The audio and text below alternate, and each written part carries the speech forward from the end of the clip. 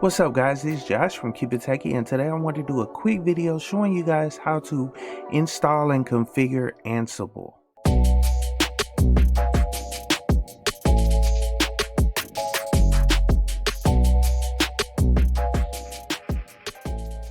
So it's actually been a little while since I uploaded another video, but I've always been talking about automation, how automation is coming, especially on my live streams where I interview guests. I always talk about the future of IT and how automation will play a role in that. So I wanted to go on and show you guys one of the tools that is being heavily used in IT for automation. And this is a tool you may want to familiarize yourself with, because I know that it's being used in different parts of IT to help with automation, by automating application deployment or automating pushing out configs and all that stuff to like multiple servers. You can use this tool to actually do that, and the tool is called Ansible. And what I want to do today is just show you guys how to install it on Ubuntu 20.04, as well as just set it up and configure your controller, because it's broken up into two parts. You basically have a Ansible controller, which is basically like a server, and then you have your nodes that are controlled by the controller, and you can send commands from the controller to all the multiple nodes that you have connected to it. So let's go on and get started. First thing I want to do is show you guys the website for Ansible and just provide a little bit more information, documentation, like where you can get information for Ansible. So let's go to that first. Okay, cool. So I have the website up and it's ansible.com. And just so you guys know, Ansible was actually acquired by Red Hat, so they currently own the project and it's being developed. They have a team centered around it, a community that was already around it before Red Hat acquired it. So you can check out the website and just gather as much information as you want about Ansible. But like I said, this is the main website. It says drive automation across open hybrid cloud deployments.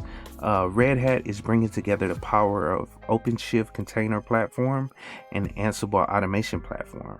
And it says see all latest. Oh, this is just the news right here, and just a few articles on Ansible, but just to read a little bit about it so you guys can understand it. But it says simple agentless IT automation that anyone can use. Ansible is a universal language unraveling the mystery of how work gets done.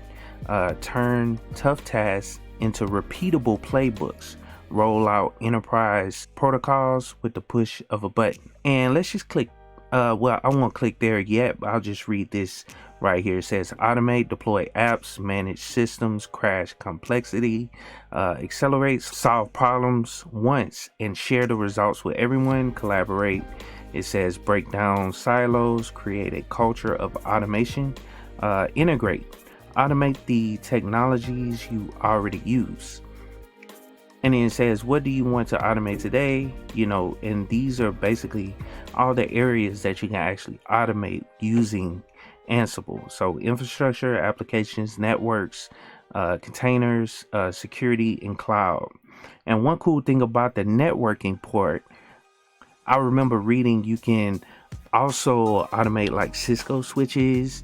You can push commands directly to it, to the Cisco switch to, I guess, change configurations and all that stuff, using a playbook. And that's basically what they call pushing code to these different servers, or pushing commands to these different servers.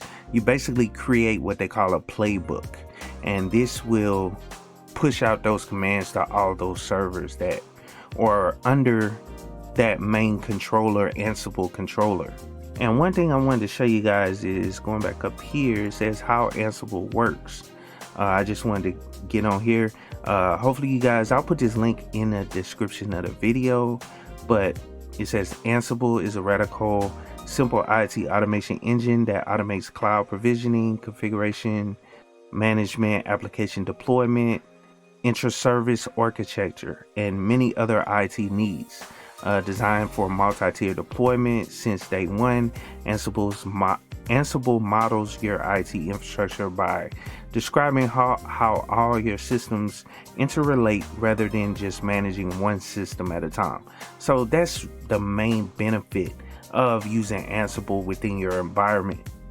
Now, to be honest, I haven't used Ansible in a production environment, but I do know some coworkers that are using Ansible in my current position.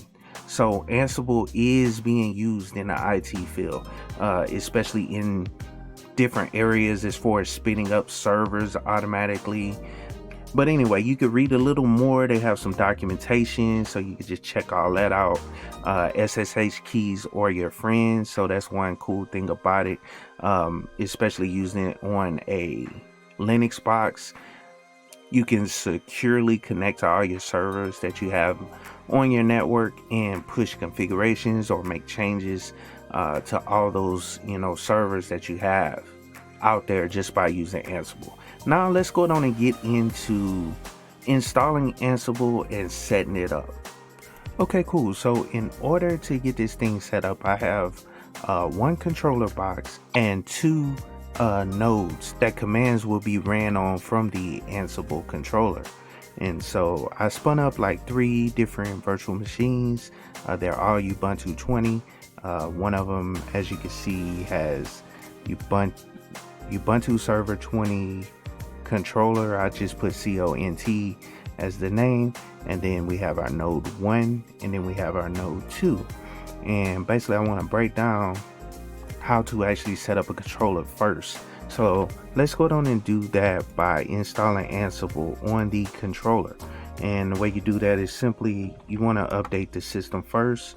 So sudo apt update, and that's anytime you installing anything new, you want to update the system. You want to make sure it's up to date. It has all the latest packages, refresh to the repository, and then we can go on and install Ansible. So the next thing is actually installing it. So now that our system is up to date, which we see is up to date, it says all packages are up to date, everything is refreshed. Now let's go on and install Ansible. So it's sudo apt install Ansible. And it's pretty simple on Ubuntu, and I'm gonna just tab it out just to make sure it's the right one. And yes, just install Ansible and type Y for yes, and that'll go through the quick install of Ansible. And like I said, it's a Python program, so it's actually not that big of a program. But let's just go through this whole process and get things going on the server. Okay, cool. So Ansible has been installed. So the next thing you want to do is go down and set up a connection for the other nodes once Ansible is installed, and then we can get into the configuration. So one thing I need to do is actually set up a non-user account, and this is so that the controller can actually log in remotely using SSH to those servers. So let's go down and create another user, and this will be quick or whatever. It's just basically sudo add user, and then let's just name the user account controller and press enter. That'll add that new user, and then also we want to give this user sudo access or sudo permissions, that way it can actually perform tasks. And so I'll just give it a generic password, because you have to, when you run it through here, you have to give it a password, which is fine. Just press enter for all the defaults, and it's good to go. So now that we created the user account, let's go down and add this user to the sudo group. So basically we get to go sudo user mod, and this will modify that user, and then we want to use -a and capital G, and that's to change the group. So let's type sudo, which is the group we want to add, and then the actual account, which is controller. So press enter, and that'll add that user to the sudo group on the system, and it should have sudo privileges at this point. Now let's go down and log into that actual controller account by using the su command. So we can type su and then dash controller and press enter, and that'll bring us into that account after we type in the password. Boom. So now we logged into it. This user has sudo privileges. Now you want to go down and create a SSH key for the actual account, and we can use the simple SSH keygen tool that's included with SSH. So we could type SSH and dash keygen, and this will generate us a key pair for this system. And we can press enter there because we can use the defaults for this. And I will press enter right here because I want to leave it with an empty passphrase. That way it doesn't ask for a password to access the actual private key. And that's pretty much it for setting up the SSH key. Now we need to actually copy the public key to the actual host. And I know the host IPs, this one is 30, so this is node 1 is 30, and then this is node 2 is 31. So let's go down and copy our public keys to these actual nodes. And this is another tool that's included with SSH. It's SSH copy ID. And I'll press tab, that way we can, and let's go down and put the IP address. So that's 192.168.10.30 and press enter. And it's gonna ask you, are you sure? You could just type YES for yes. Boom.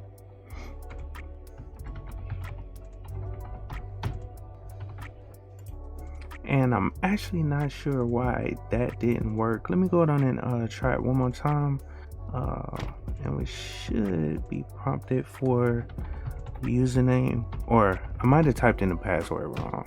And yeah, okay, cool. So we was able to add the key to that node, which was the first one. And now let's add to the second one. So if we type that, press YES, press enter, it's gonna ask us for that password again. Boom, and we're good to go. So the key has been added. And one thing I did not explain, you have to have that same user account on the remote server that you're SSHing into in order to add those keys. So that will mess you up if you don't have those accounts set up over there, which I had set them up earlier. I might have typed in the wrong password, but we should be good to go now because we have those keys added to both of those servers. So now our controller can actually log into each one of those nodes using Ansible. Now the next thing we need to do is actually set up the inventory file, and I'll show you guys that. It's basically a small configuration file. It's pretty simple.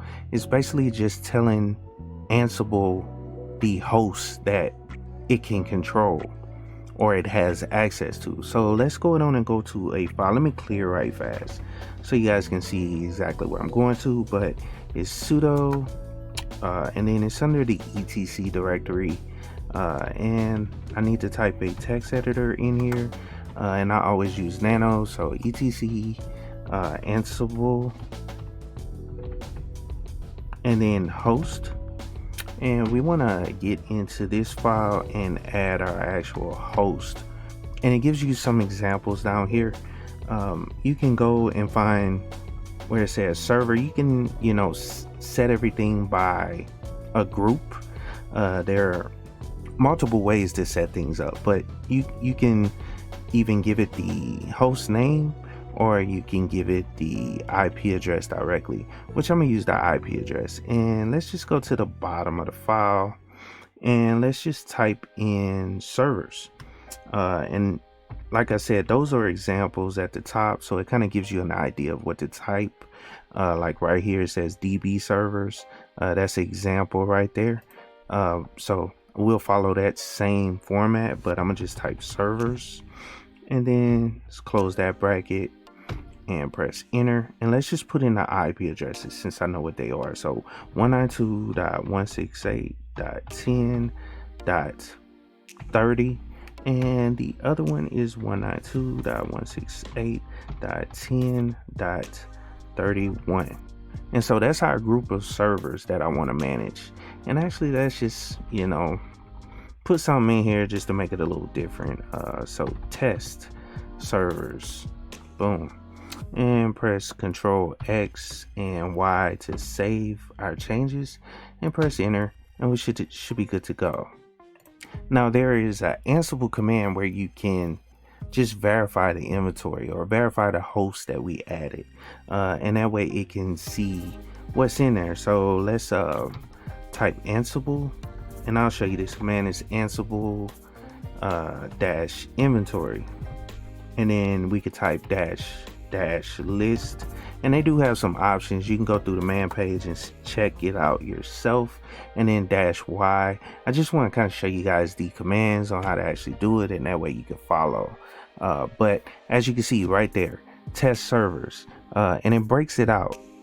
It says all, and then children, and then test servers, which is that group that we created, and then here are the hosts.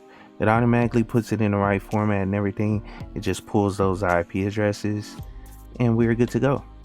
And then there's also another way you can actually modify the file to make it look a little better if you want it to look a little better.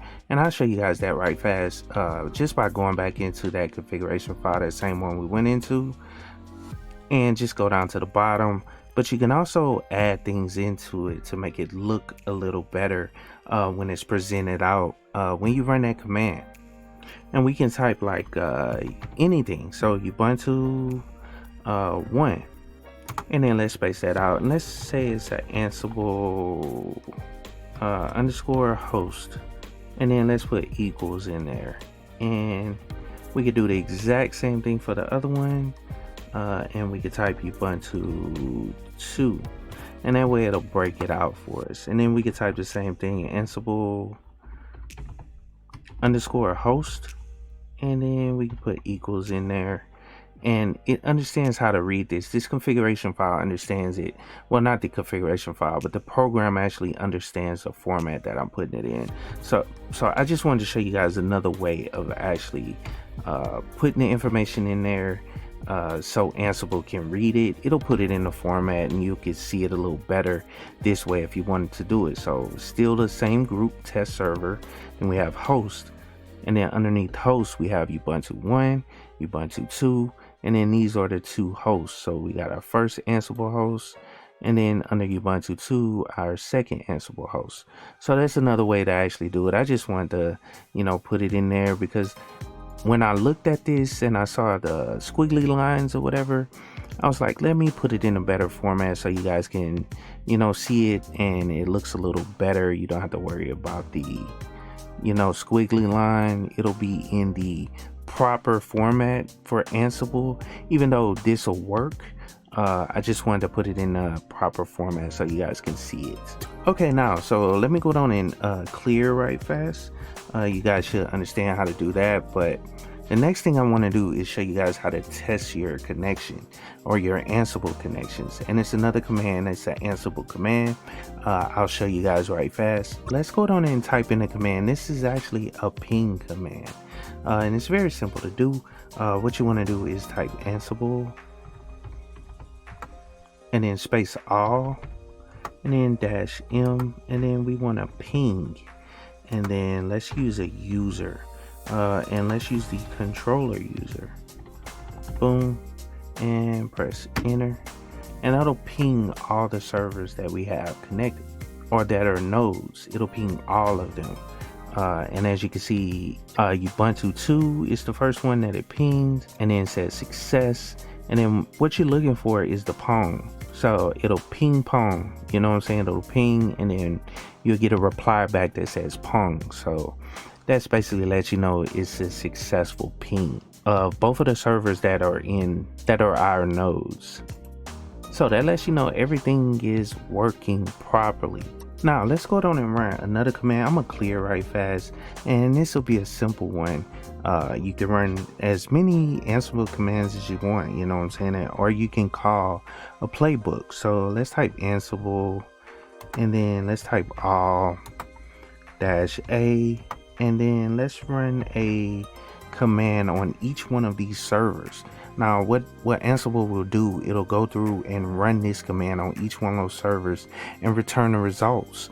And this is kind of like an ad hoc command. So if we type and you have to put the command in quotes, so I'm gonna basically do uname -a, and you want to put it in quotes, that way it doesn't conflict with any of the other, you know, the Ansible options that I'm putting in there. So this, you know, command is what's within these quotes will be the command that's sent to each one of those servers. So cool, we're good. And then let's go down and use that same account, so -u, and then controller.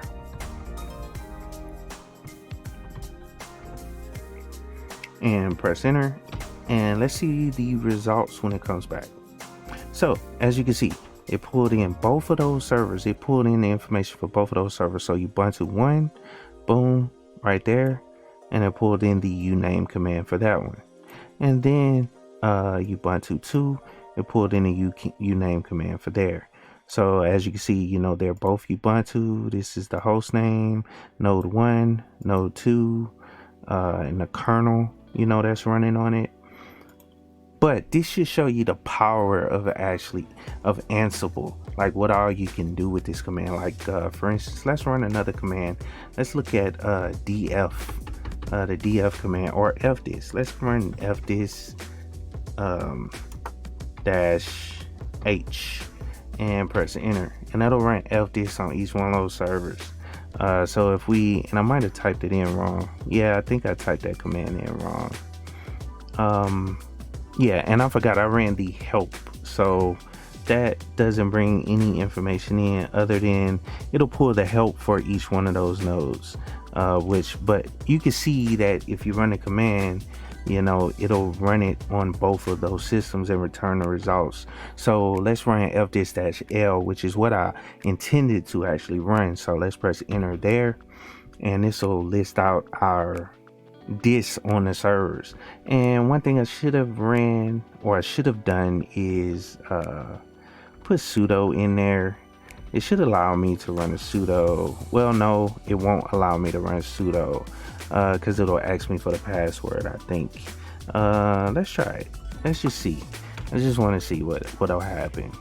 Yeah, it may time out because it's waiting for my password. I can't see that, so it's gonna time out. So let's just not do that command. Actually, let's run another one, df-h, which is another one you can run, and that should pull the information out without having to run sudo. So as you can see, it pulls the information in. So Ubuntu 1, this is the df command right here. This is the results for the df command right here for Ubuntu 1, and then Ubuntu 2 right here.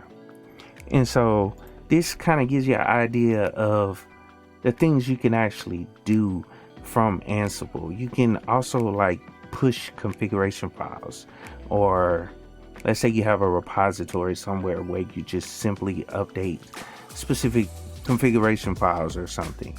You can push those files directly to each one of the servers within your Ansible network, so to speak. Or you can call a script, you know what I'm saying? You can call a specific script using Ansible, and it'll run it on both of them at the exact same time. So you should be able to see the power of Ansible. Like I said, I only wanted to make this like a brief overview so you guys can kind of get a idea of how to actually use Ansible, you know, some of the basics, and then you can branch out from there by testing it out, playing with it, and doing different things on your test servers. So I hope you guys enjoyed the video. Please like, share, and subscribe to the channel. If you have any questions, leave comments down in the comment boxes below, and of course, keep it techie.